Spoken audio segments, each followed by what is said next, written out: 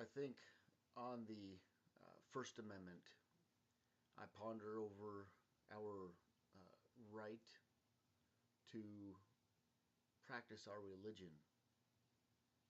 And I believe in many ways we are reverting back to witch hunts, reverting back to a time when we sought out people who practiced um, what they believed, and we are seeking them out for the purpose of getting rid of them. And, I believe that when you purposely seek somebody out to prevent them from exercising their freedom and their right to worship as they see fit, you advocate communism and socialism in a free society. And that is being evident as we speak here in the United States. It is a modern thought that religion has no place in the public forum. It is a modern thought that religion and worship is only to be displayed within the walls of your synagogue, your church, your temple.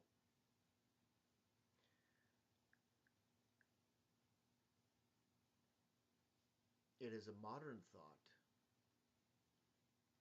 that the expression of God and acknowledging God has no place in the public ground. And I'm here to tell you that nothing can be further from the truth. Our founding fathers organized this nation under divine inspiration. And if you study with an open heart the founding of this nation, you will understand that there is no other way to organize a free nation except through pure inspiration. Otherwise, you would have chaos. They strive to escape tyranny.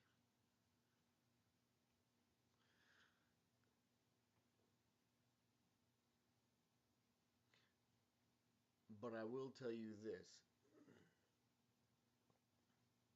that the road that we are taking at this time, in this place, in this nation, it will lead us to a place of self-imposed destruction. It has come to a time when Christians of many faiths are afraid to express themselves within a free nation, afraid to exercise their religion, afraid to express their belief in God outside of their churches, their meeting houses.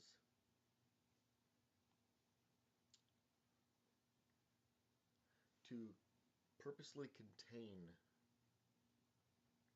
that liberty, the right to commune with your God as you see fit, is socialism. It is a means of imposing a certain image of order upon a people. And it reminds me, it takes me back to the early 1800s. There was a man by the name of Joseph Smith, whose name is had for good and evil in the world, even today. But he lived in America. He was a faithful member of his worship. And yet, without any cause, just cause, he was imprisoned multiple times because of his faith. He was tarred and feathered because of his faith.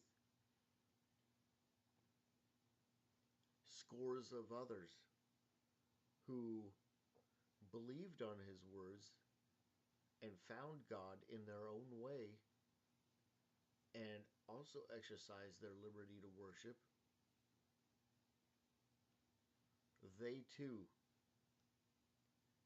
have been persecuted, even murdered,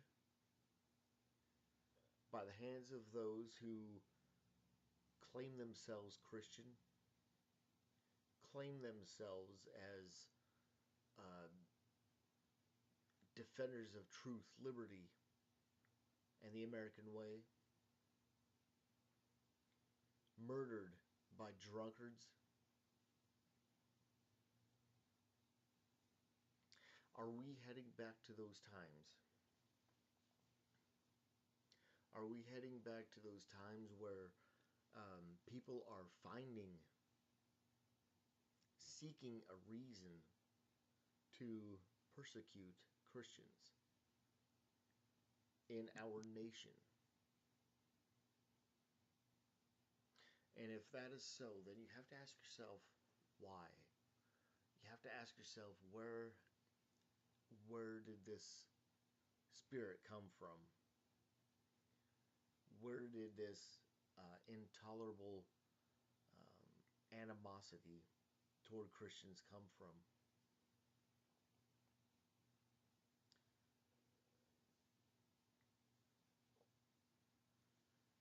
And we have to understand the fruits, not of religion or worship. I'm not going to debate that, but we have to understand the fruits of persecution.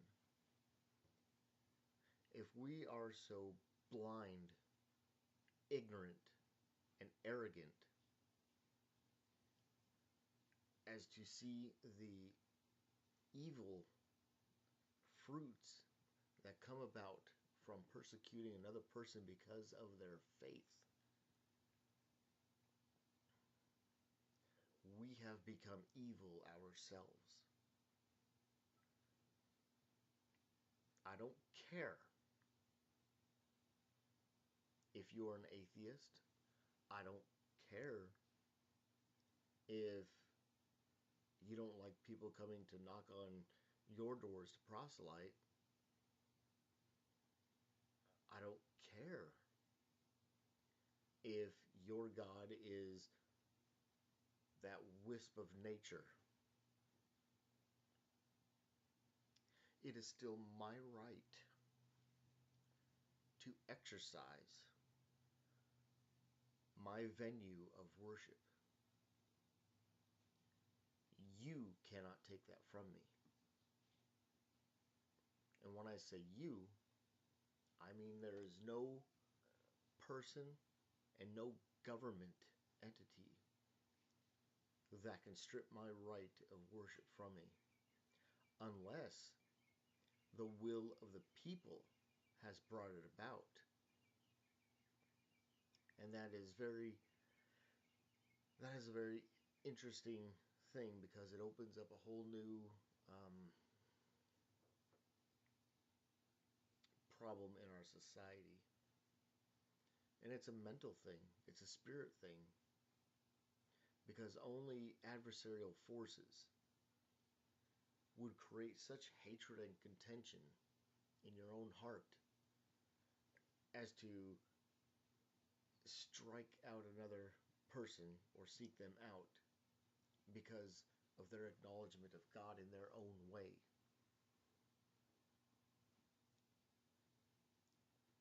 It turns you into a viper.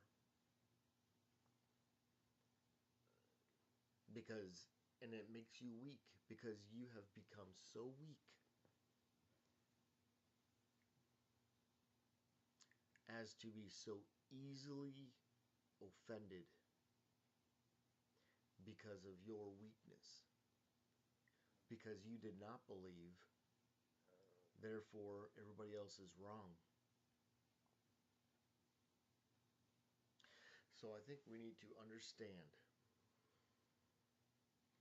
that it is a precious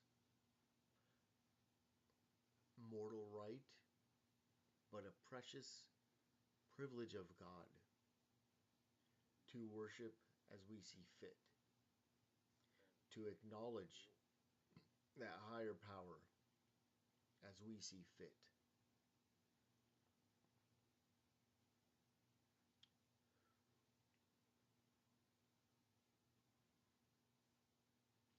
But for those who do not believe, we need to understand that this country has been uniquely organized for the free expression of faith. It is founded upon judeo-christian values, but it includes everybody. It includes people of all faiths. And so whenever you get offended, when you see a Christmas manger display, or when you see stone Ten Commandments on the lawns of some courthouses, if you will, instead of being so deeply offended and so weak, why don't you take a look at the fruits of those that do believe, not as a means of converting you, but look at the power and influence that devout members of Christian sects, look at the fruits that they have in their life. Many of them are upstanding members of their community. They have a positive attitude. They're compassionate, humanitarian, and I'm talking about devout members. So it is my challenge to everybody that we take a hard look at our actions and thoughts and why we are so easily offended in this nation. Because until you correct that, we're going to be on a course of self-implosion as a nation. And that I promise to each and every American.